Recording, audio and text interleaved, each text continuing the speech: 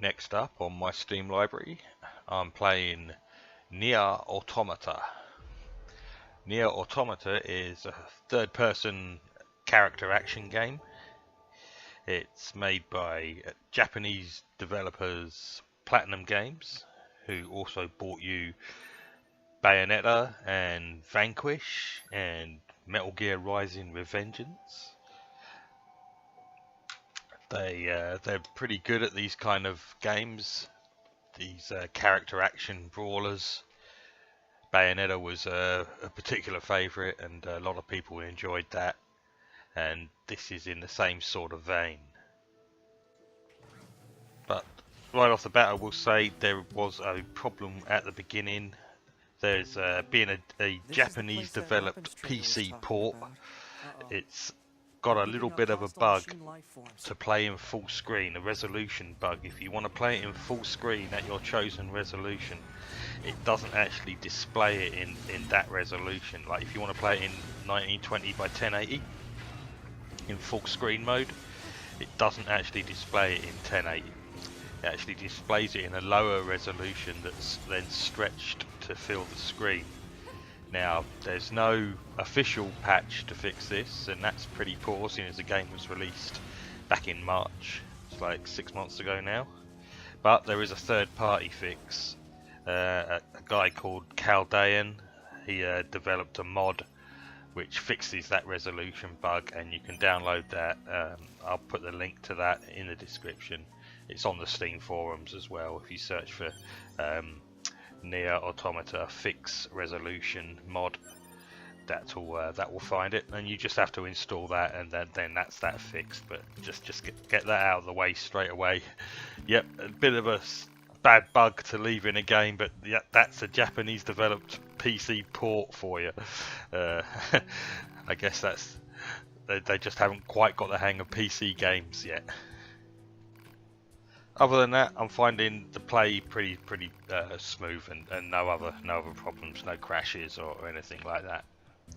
So it's a character action brawler. You control an android called 2B.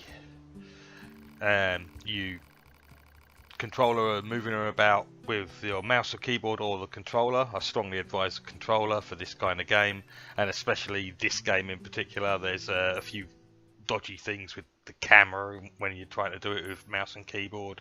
The dodge has to be, it's like a movement key double tapped to dodge.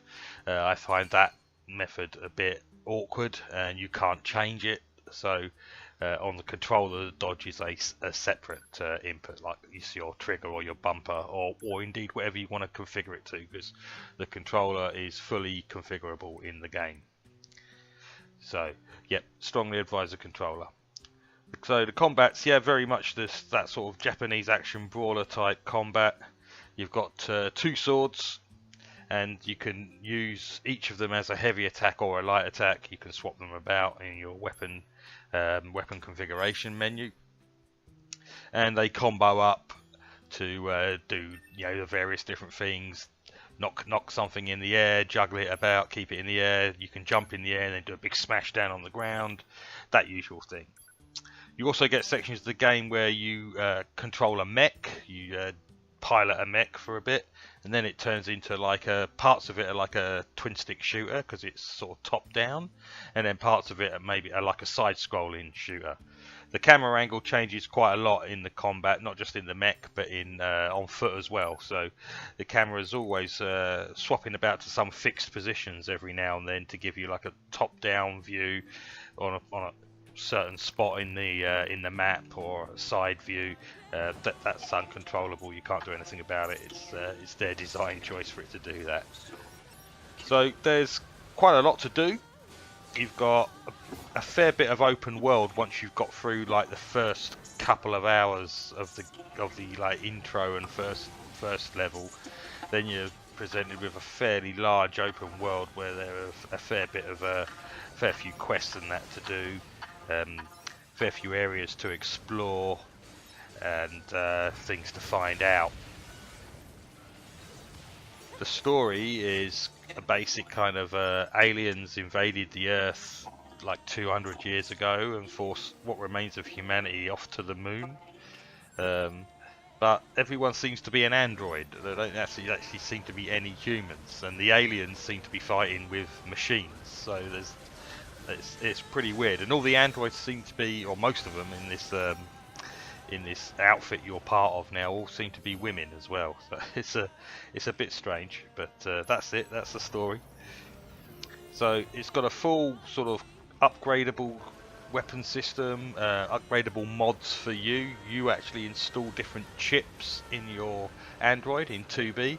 The number of chips you can install is limited, and each chip, depending on how sort of powerful it is, takes up a certain amount of space in that limited kind of memory. And you can increase your capacity by buying extra slots. And as you get more and more chips, they do things like maybe increase your melee damage, increase your range damage, give you more health, increase drop rate, and all sorts of weird stuff. You can play around and come up with all sorts of different builds with these chips you put in. But the more powerful they are, the more memory they take up in your limited capacity. So you can't just whack everything in there. You've got to be choosy and you've got to be specific. But it does let you do multiple sets of these chips with these chips, which you can then change on the fly. Well, you have to go into the menu screen, but you can change them during combat. Same with the weapon sets. It lets you do 2 different weapon sets, which you can change during combat as well. And things can be crafted as well. There's loads of stuff to pick up and you can craft. Well, most of your weapon upgrades require some materials to actually craft. They're not just, you don't just pay money. They've got to be crafted as well. So it's quite a lot to do, quite a lot of content. The combat is very good. It goes most of the normal things you fight you can mince through quite easily, but then there's bigger enemies that will be very dangerous if you let yourself get hit by one of their nasty attacks. And then there's the boss fights, and this game has done boss fights so far, anyway, for me pretty well. I've enjoyed the boss fights. They haven't been too frustrating. They've been doable without being really frustrating. So yeah, boss fights are pretty good. I'm about 8, nearly 9 hours into it. According to how long to beat, it's roughly about 20 hours, 24 hours long, depending on how quickly you play, and then about maybe 30 hours for like a completionist or a full run, story plus extras run. So way less than halfway through, but I'm enjoying it, and I think I probably will play it to completion at least. It's kept me going at the moment. Definitely want to carry on playing. Its asking price is $39.99, so it's a full price release. It is on sale currently, at least until the 25th of September, at 35% off, which takes it down to $25.99.